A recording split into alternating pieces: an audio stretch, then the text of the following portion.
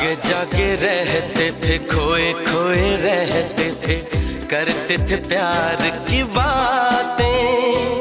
कभी तन्हाई में कभी पुरवाई में होती थी रोज मुलाकात।